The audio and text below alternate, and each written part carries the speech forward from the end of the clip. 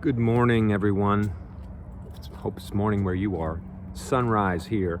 We are in Silver Lake, Los Angeles, California. I knew that there had to be a lake somewhere in Silver Lake, and I think we found it. This is the infamous or famous Silver Lake. I don't know if it's any more silver than any other lake, but it's got a nice ring to it. As far as marketing goes, anyway, it's a pretty name, Silver Lake. I've always liked that, and I've never seen the lake until recently. I've been in Silver Lake many times, driven through it, but never managed to see it. And I guess the reason is it's kind of on a back road. It's not the most obvious place that you would just drive through and bump into the lake. So it's kind of exciting and interesting to see it. I suppose technically it is a reservoir. So it's where they get their water, right?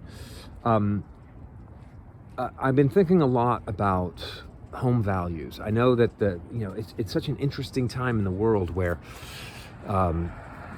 houses, there's not a lot of inventory. There are some price cuts here and there, but in places like Los Angeles, prices really aren't going down much, and I think people are perplexed. People are waiting for people waiting for deals, and they're not getting them. And I suppose, there's a lot of reasons for that, and it's a big subject.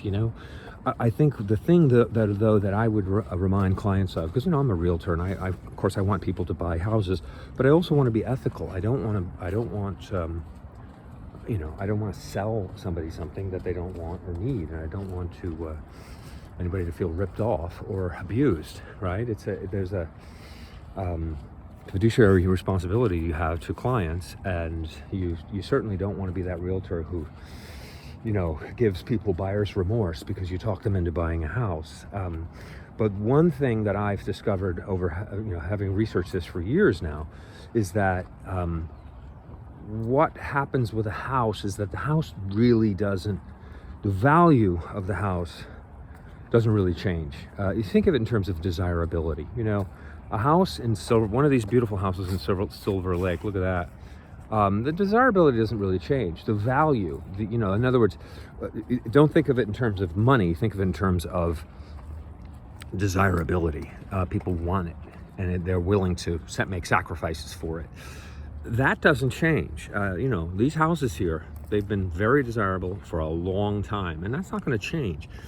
But what is going to change is the value of the currency, which is going to change a lot.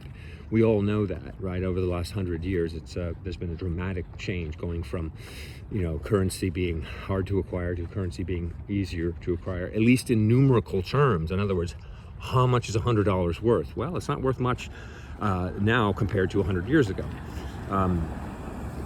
So what you see is the value of the currency change up or down, and it usually, the value of the currency usually goes down. Sometimes it goes up. You have disinflation or deflationary conditions.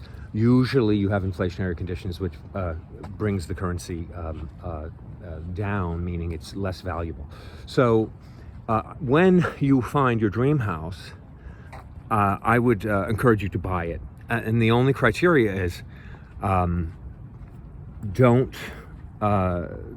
get over your head, obviously. And so all the obvious stuff that your grandmother or grandfather would say.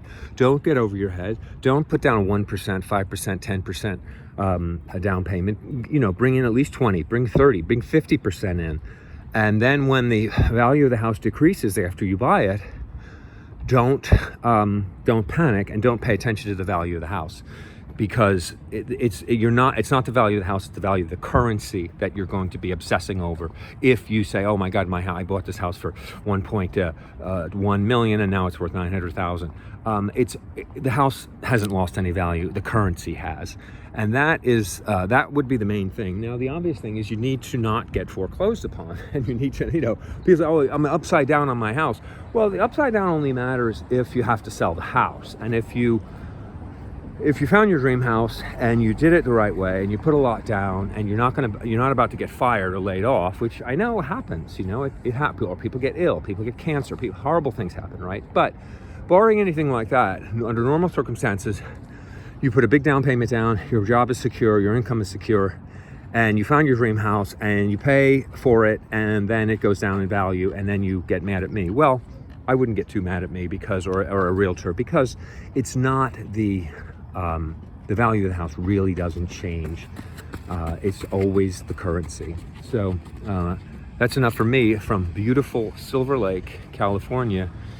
Last week I was downtown LA and it was looking pretty rough, but you can see why people make sacrifices to live in Southern California. Oh, we could just get rid of this chain link fence. All right, this has been Justin, the Renegade Realtor from Coast West Real Estate. Thank you. Good day.